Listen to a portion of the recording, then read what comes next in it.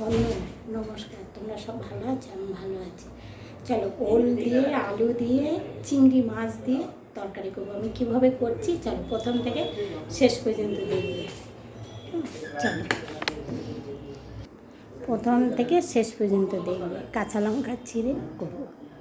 চলো, ওর জন্যে খুব অসুবিধা হয়ে যায়। এই দেখো,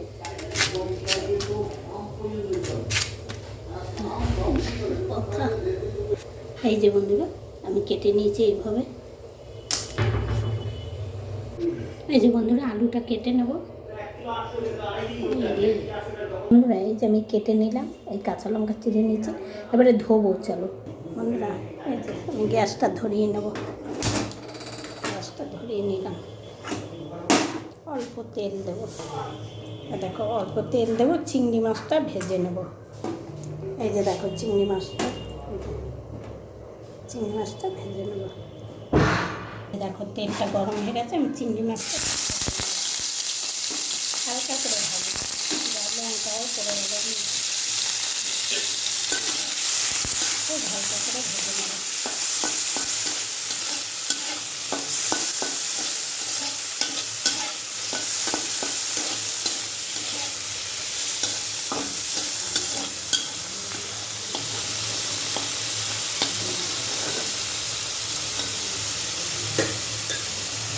হালকা করেছিলাম, সেটা আর বেশি ভাজবো না। এর মধ্যে আলুটা ওইটা দিয়ে দিলাম, দিয়ে একটু নাড়াচাড়ি করবো।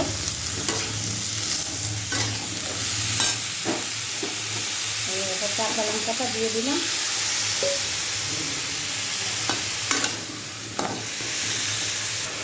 দেখো জিরে হলুদ দিয়ে দিলাম। নুনটা দিয়ে দেবো, নুনটা আমি ভুলে যাই।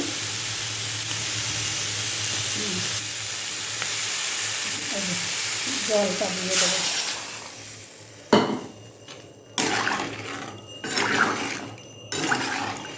এতে আর কোনো মশলা পড়বে না। এটা সেদ্ধ হয়ে গেলে ফোড়ন দিয়ে দেবো। ফোড়ন দিয়ে মানে নামানোর আগে ধনেপাতা দিয়ে দেবো। বন্ধুরা, এইভাবে আমি এটা ফোড়ন দিয়ে দেবো। হয়ে গেছে, সেদ্ধ হয়ে গেছে, এবারে ফোড়ন দিয়ে দেবো। কড়াই গরম হয়ে গেছে, তেল দিয়ে দিলাম।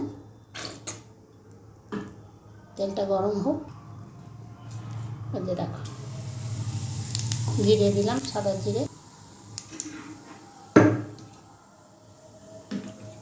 এবারে তরকারিটা আমি ঢেলে দেবো।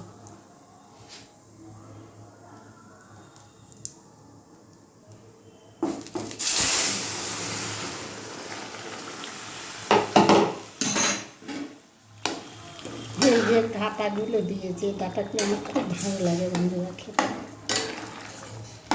খুব ভালো লাগে। এখন এই নতুন নতুন তো এখন খুব ভালো লাগে খেতে।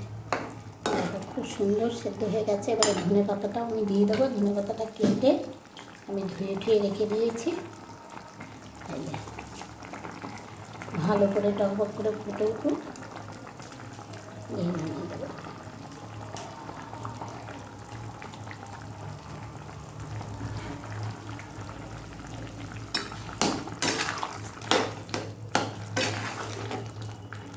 আমি একটু ঝোলঝোলি এটা রাখবো। এই যে দেখো বন্ধুরা, আমার তরকারি হয়ে গেছে। আমি এইটুকু ঝোল রাখবো। গ্যাস অফ করে দিলাম। আমি কিভাবে ওলের তরকারিটা করলাম, মানে ওলকপির তরকারিটা দেখলে তো বন্ধুরা, তোমরা ওইভাবে করে খেয়ে দেখবে, ভালো লাগে খেতে। আর একটা কথা, তোমরা কে কে আমার মতন করে রান্না করে খেয়েছো কমেন্ট করে জানাবে, কেমন? কমেন্টে জানাবে। আর তোমাদের কেমন লাগলো আমার ওলকপির তরকারিটা, সেটাও কমেন্ট করবে। আর পাশে থাকবে, লাইক, এটা কমেন্ট বলেই দিলাম, লাইক করবে, শেয়ার করবে, ফলো করে পাশে থেকো। ঠিক আছে বন্ধুরা, রাখছি, টাটা। কেমন হয়েছে কমেন্ট করে অবশ্যই কিন্তু জানাবে। চলো আর একবার দেখিয়ে দিচ্ছি। ও, এটা কিন্তু পেঁয়াজ রসুন পড়ে না, দেখলে তো? পেঁয়াজ রসুন ছাড়াই এটা রান্না হয়। ঠিক আছে।